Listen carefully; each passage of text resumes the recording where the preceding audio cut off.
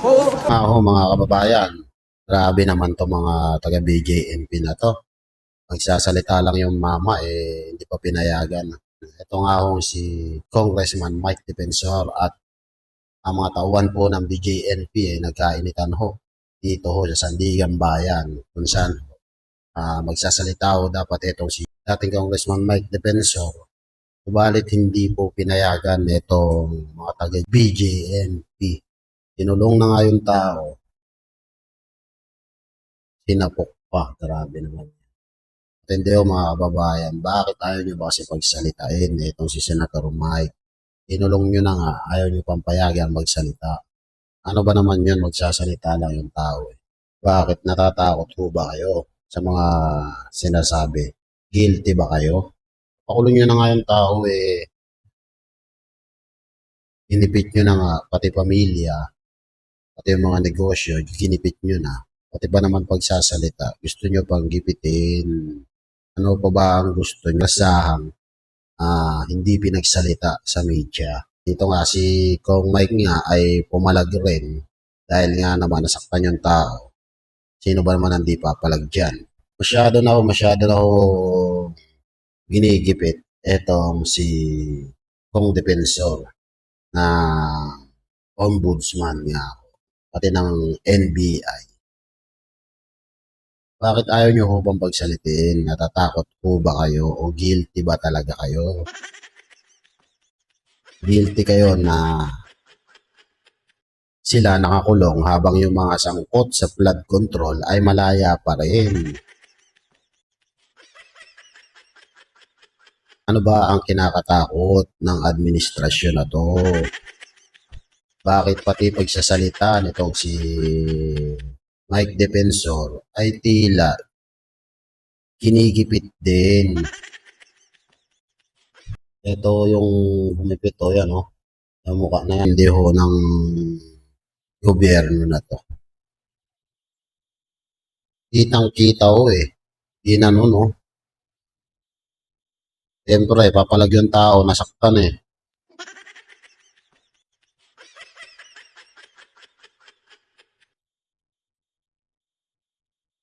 Grabe talaga tong administrasyon na to.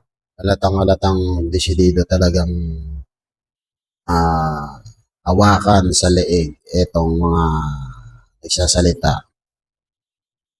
Apakatindi. Alam namin na pag-utusan lang kayo, pero hindi dapat ganoon. Kausapin nyo, hindi yung re-wrestlingin nyo. Hindi naman makatao yan. Kinulong nyo na nga, ayaw nyo pa pagsalitain sa media. Ang gusto lang naman, sinasabi lang naman dito ni Kong Mike, wala pa rin nakukulong sa flood control. Habang sila nasa loob ng kulungan. Hindi naman sila nagnakaw. Oh. Galit kayo kasi sinisigaw yung katotohanan.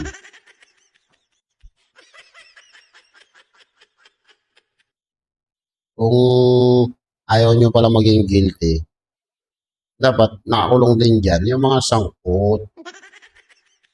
Lalong-lalo na yung isa sa mga mastermind daw, na si Martin Romualdez. Sisigaw si Defensor. Pipigilan nyo.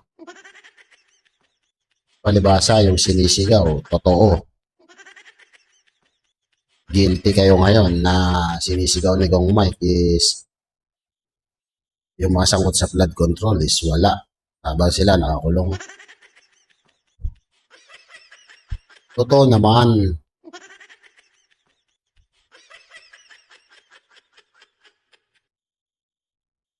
Ayaw nyo lang masabihan na bias kayo. Halata naman na bias ang ombudsman eh.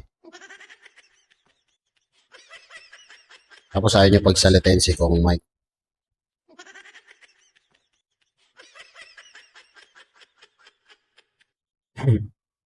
Ito rin isang tauhan ng BJNP. Masyado rin na pasikat din. Imbis na kausapin na lang ng maayos. Pinakita pa talaga sa media. binraso eh.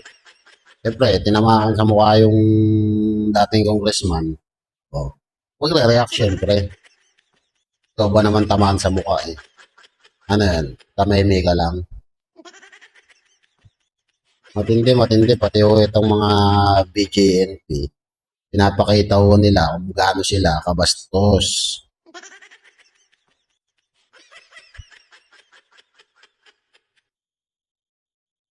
Hindi nila kaya na pakiusapan yung tao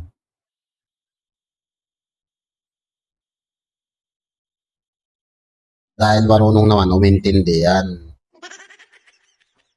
Huwag may gaya sa mga amo nyo yan na hindi marunong umintindi.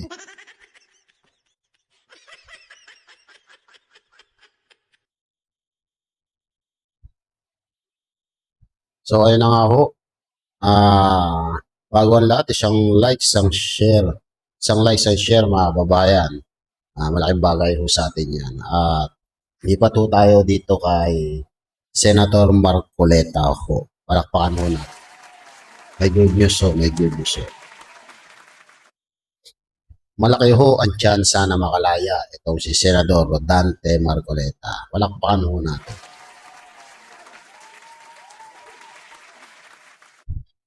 Dahil ho naghain ho ng manifestation si Senator Dante Marcoleta na huwag siyang patawan ng suspension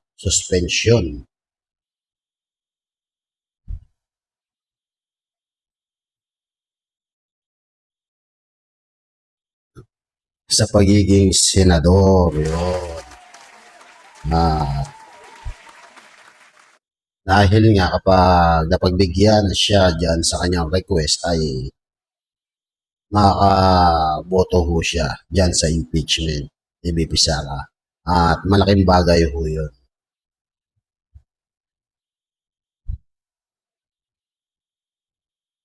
Nag-ain din siya ng petisyon para payaga makapagpiyansa sa kasong plunder. Yung maasa ho tayo na pakikinggan ang kanyang request na makapagpiyansa mga kababayan. Dahil alam naman ho natin na uh, mahina ho ang kaso na ipinataw sa kanila. At sinabi na rin ho yan na ng COMELEC ho. Alam naman ho ng sambayanang Pilipino na ito pong kasong isinampa kay Senador Marcoleta ay sa pilitan ho. Sa pilitan ipinilit talaga para makulong si Senador Marcoleta. At ang purpose naman ho nila dyan kung bakit nila gustong makulong yan ay para hindi ho makapagsalita dyan sa impeachment etong si Senador Marcoleta. Dahil ho kapag si Senador Marcoleta ho ang nagtatanong, lalong-lalo na dyan sa mga witness ng prosecution, ay siguradong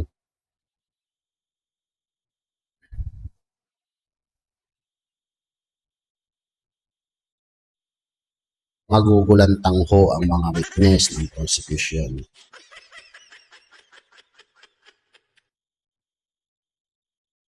At magkakanda sabog-sabog ho ang statement ng mga yan. Dahil alam naman ho natin na itong si Senador Rodante Marcoleta ay isa sa mga pinakamagaling magtanong lalo na pagdating sa mga ganyang investigasyon. Di ba ulat kayo dyan mga kababayan? Di ba talaga kayo dyan kay Senador Marcoleta? Kaya pinilit ho talaga nila na maipasok dyan si Senador Marcoleta ay nagka-booking na yung mga kaso na isinampa nila kay senador na ito ay pinilit talaga nila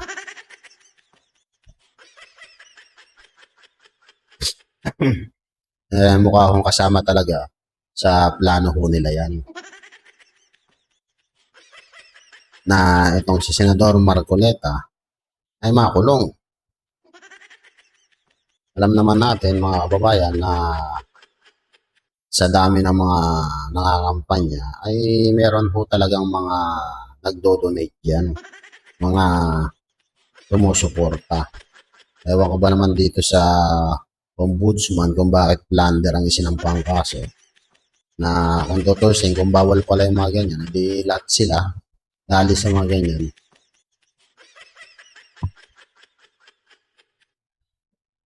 Kaya naman, etong si Ombudsman Boying Remulla ay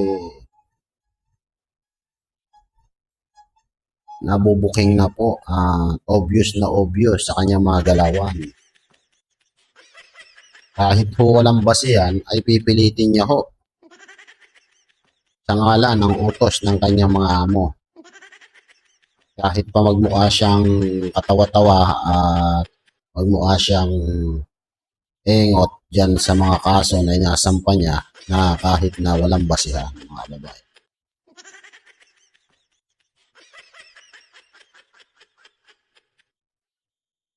Ito po, oh. Ayun, oh. Ayan ho. Siyempre, palakpakan ho natin na malapit na kong makalaya itong si Senador Rodante Marcoleta.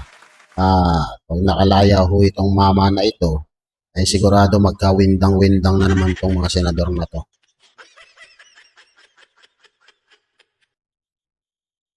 Matataranta na naman ang prosecution.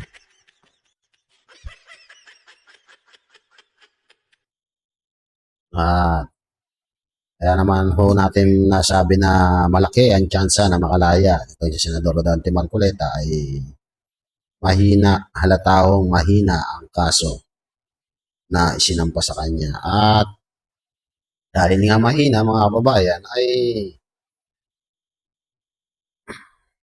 malaki ang tsansa na pagbigyan siyang makapag-bail para pansamantalang makalaya at maka-attend yan sa impeachment hearing na ayaw ng mga senador, lalong-lalo na tong si Ping Lacson, mga babae. Mawiwing lang na naman tong si Ping Lacson pag nakita niya yan si Senador Marcoleta sa Senado. Namamayagpag ho ngayon siya dahil wala ho si Senator Marcoleta si Cayetano ho kinakaya-kaya niya. Dito kay Senador Marcoleta wala ho siya masisilip rito dahil napakagaling po nitong mama na to. Kaya kameme dito si Lacson. Pag nakabalik to sa Senado, sigurado tingnan mo to si Ping Lacson, mananahimik na naman to. Magmumukhang basan sisiyo na naman yan. Pagtatago na naman yan, tingnan mo. Ay, kabado yan kapag si Marcoleta na ho ang kaharap niya.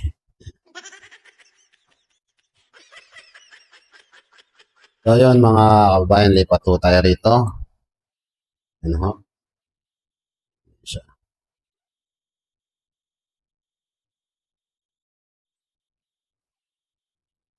Palakpakan natin. Malaki ho ang tsansa na makalaya ho si Senador Marcoleta. Ito nga pala, palakpakan din ho natin itong mama na to. Isa itong magiting na retirado na sundalo sa ating bayan. Palakpakan. At siya po ay isa ngayon sa mga sumusuporta pinansyal sa magigiting na ex-marines na sumusuporta na tumatayo ho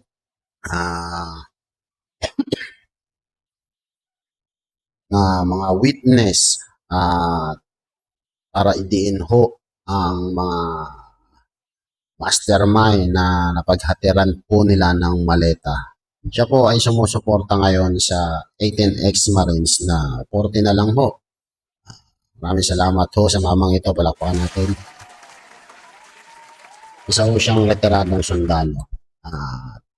Siya rin ho ay nagsasalita ngayon dahil sa mga nangyayari ho na korupsyon ho dito sa ating bansa. Palakpakan ho natin.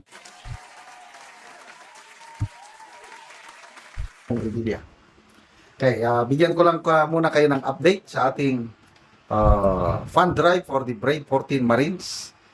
May naipon ulit tayo sa GCash na 160,000 pesos. Wow. At ayun na, ngayong araw, i-deposit ko na sa bangko para magamit na ng Brave 14 Marines. Oh, grabe ito mga kababayan. Saludo dito kay sir, saludo rito kay sir. Yan. Isa po siya ngayon sa mga tumutulong sa ating magigiting na ex-Marines para po panindigan at tumayo sa mga nalalaman ho nila na mga mastermind na sangkot yan sa Manumalyang Flood Control. So, nung una, nakapadala na tayo total of 470,000 pesos plus 160,000 ngayon, di may 630,000 pesos na tayo tulong sa kanila. Galing po yan sa inyong padala, lalo na yung nagpapadala ng mga maliliit na amount. 5, 10, 15, 20, 50, 100. Naipon. Dahil sa dami ng tumutulong. Ipon. Ang galing niya mga kababayan, matindi ho itong mama na ito. Biruin niyo ho, kumakalap po siya sa social media na babarya-barya o makakatulong para sa ating mga marine. Dahil alam po natin na itong mga marine natin ngayon na tumatayo para maging witness ay ginigipit na naman ho, ginigipit rin ho ng ating gobyerno ho. Alam naman ho natin yan, wala na ho tayong maitatago sa gobyernong ito dahil kitang-kita na ho yan. Of course, may nagpapadala rin na malalaki. 5,000, mga ganon. 10,000. Yung mga may kaya sa buhay, lalo na yung nasa labas ng bansa. Okay. So, sa mga gusto pang magpadala, ito lang po ang ating GCash number. 09. Ano, sa mga makakapanood po, bisitahin niya po yung channel niya, The General's Viewpoint. Yan ho yung channel niya. The General's Viewpoint. Yan. Supportahan po natin itong mama na to para dahil maganda po yung mga adikain niya sa vlog niya ho. 966-265-8480. Ang pangalan sa GCash is Ivan Henry. Have you ever seen a product that transforms any ordinary space into a dreamy underwater world in just 1 second? 30 minutes ago. Mainit-init pang balita. Petisyon ni Mar Coleta. Naghain ng manifestation si Senator Rodante Marcoleta na huwag siyang patawan ng suspensyon. Ito nga po yung pinag-uusapan natin kanina mga kababayan. At dito nga po, i-detalye po nitong si The General's Viewpoint. Ito nga kung paghain ni Senador Rodante Marcoleta ng petisyon para nga ho, payagan siya makapagpiyansa. Naghain din ng manifestation para naman siya ay patawan, hindi patawan ng suspension sa pagiging senador. Sa pagiging senador. Naghain din siya ng petisyon para payagan siyang makapagpiyansa sa kasong plunder. No. Nauna, ang nakulong noon si Senator Bong Revilla. So naghain siya ng petisyon para makapagpiyansa. Kasi non-bailable yung kanyang warrant of arrest. Ganun din ho yung kay Senador Bong Revilla, non-bailable din ho. Kaso po ano nga sa korte, parang nakita ho na mahina po ang kaso na plunder, kaya po pinayagan ho makapagpiyansa. Nasaan din ho natin na ganito rin ho yung mangyayari sa kaso nitong sila Senador Marcoleta at dating Congressman Mike Defensor. Nung pinag-aralan ng Sandigan Bayan ang kanyang kaso, lumalabas, mahina ang ebidensya laban sa kanya. Kaya, ang nangyari, pag ang korte madetermine niya na mahina ang ebidensya, pinagbibigyan ng petisyon. Kaya ngayon, si Senator Bong Revilla ang tawag doon, piyansa ng around 1 million pesos. So ngayon, malaya na si ex-Senator Bong Revilla. Kaya ipagdasal po natin na sana papayagan ng Sandigan Bayan, paboran ng Ayun ho mga kababayan, pagdasalungan natin na itong si Senador Rodante Marcoleta ay payagan ho ng Sandigan Bayan para po mapagpiyansa. Malaking bagay ho yun mga kababayan. Dahil alam naman ho natin na ito pong si Senador Rodante Marcoleta ay wala ho kasalanan. Ang pagkakalam lang ho natin na kasalanan niya ay yung pagpupumilit niya ho na panagutin itong mga kurakot na mga congressman diyan sa issue na yan sa flood control. Sandigan Bayan ang petisyon na ito na makapagpiyansa siya. Dahil napakahirap po ang kalagayan nila ngayon. Silang tatlo. Marcoleta, Defensor, and excuse me, and Jingo Estrada. I believe na tapos na yung petisyon ni Senator Jinggoy na payagan siyang magpiyansa, and it's just a matter of time. Sabi ni Attorney Mike Operario, Ano sana ho itong mga orado ho dito sa Sandigan Bayan ay payagan ho itong mga senador na ito, si Congressman Mike Defensor na makapalaya ho. At sana ho hindi rin ho maimpluwensyahan ng gobyerno itong mga institusyon ho na inaasahan ho natin na nakapagbigay pa ho ng check and balance sa ating bansa. yung basihan ng kaso ni Revilla and Jinggoy parehas lang. Kasi mga statements, aligasyon ni na Yusik Bernardo Alcantara Hernandez. Ito nga ho mga kababayan, nakapagtataka ho. Itong isa mismo sa mga nakinabang, itong si Bernardo ho, ay ginawa ho nilang witness at kung sino-sino ho ang tinuturo. Turo ho na ho ng turo. Kung sino-sino na lang ho tinuturo. Yes. Hindi naman hero natin masisisi. Ikaw ba naman dahil lalo ho kapag hindi ito sumunod sa mga gusto ng mga nasa likod niya ho, ay siguradong makukulong ho ito. Sino ba naman ho gusto makulong? Siyempre, magtuturo na lang tong mama na ito para makalaya. Mahirap tama kulong tapos isa ho siya sa mga mataas na opisyal na nakinabang ho dito sa pera na to. Kasama ni How, siya yung ginawang witness. Lumalabas, mahina ang mga aligasyon ng ombudsman laban kay Bong Revilla, yung mga pahayag ng tatlong DPWH official kung pinagbigyan ng Sandigan Bayan na Yung kay Senador Bong Revilla ho, ano ho yan pakitang gilas lang yan Ginawa lang ho yan para may masabing mataas na opisyal na makulong. Hindi naman ho yan yung sinasabihan ni Marcos Jr. na mahiya naman kayo. Hindi naman ho kasali. Ang sinasabi, ang pinatutunguhan nun, sino dapat ang sumalo nun? Dapat si Romualdez, siya dapat. At ayan ho yung inihintay ng taong bayan. Kasi hanggang ngayon, wala pa rin. Dumaan na lang ang SONA. Ilang malapit na ho ang dumating. Maraming bagyo na po ang dumating. Hanggang ngayon, wala pa. Malapit pa. Malapit na. Hanggang kailan ba yung malapit na? Magbabagong taon na lang. Wala pa. Abuti na ng 2028 election, wala pa. kapag piyansa si Bong Revilla, most likely, excuse me, sabi ni Atty. Mike Operario, most likely, mabibigyan din ng piyansa, makakapagpiyansa si Senator Jingo Estrada. Sana nga. And then, yung suspension ni Senator Bong Revilla is good only for 90 days. Ay naka 1 month, 2 months na.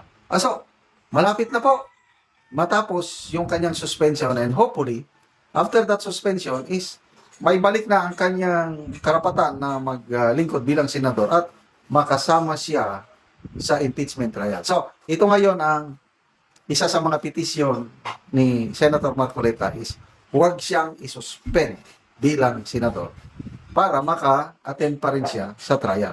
Alam nyo, timing, yung paglabas ng warrant of arrest, yung araw na magsimula Oo nga mga kababayan, pansinin nyo nga, tiyempong-tiyempo talaga, parang sinadya ho talaga nila na itiyempo sa pagdating ng impeachment ni BP Sara. Dahil ho mga kababayan, kung hindi ho nila naisingit to, si Senador Marcoleta, unang mga unang mga witness pa lamang ay sala, bagsak na ho, siguro panigurado. Panigurado ho ay Senador Marcoleta. Hindi ho makakalusot kay Senador Marcoleta yung mga ganyang klaseng witness. So, eto ho si Senador Marcoleta, tumanda na ho to sa politika. Hindi na ho ito yung klase ng tao mapapaikot-ikot po. Si Pig Lacson nga, nagtatago sa kanya eh. Lalo pa yung mga witness na yan. Ping Lacson na yun ha, ang daming ilag niya kay Ping Lacson. Pero kay Marcoleta, si Senador Marcoleta ang humirap na ako. Lacson, tago! Ang impeachment trial. Kailan ba yun? July something. Kaya makikita mo, gusto nilang alisin si Marcoleta dahil nga ayaw nila na mayroong magaling na senator judge na magbato ng magagandang questions doon sa mga witnesses. Ayun nga ho yung sinasabi natin na iwasan talaga nila si Senador Marcoleta dyan sa impeachment hearing na yan dahil apuso talaga sila dyan, lalo yung mga prosecution. May pahiya talaga yung mga yan. Pati yan, aabutin kay Marcoleta na matitindi mga tanong eh. At sige, may hangganan ang lahat. If you're tired of constantly changing glasses, you must try this. Throw away your outdated Kahit anong gawin nila, hindi nila maitago ang katotohanan. Anyway, total, alam nyo, napakagaling ang mga defense lawyers ni BP Sara. Yun nga pala, palakpakan nga ho natin itong mga defense lawyer ni BP Sara. Dahil napakagagaling ho talaga. Wala hong duda, napakagagaling na itong mga defense lawyer ni BP Sara. Kaya naman po na malabo ho talaga nilang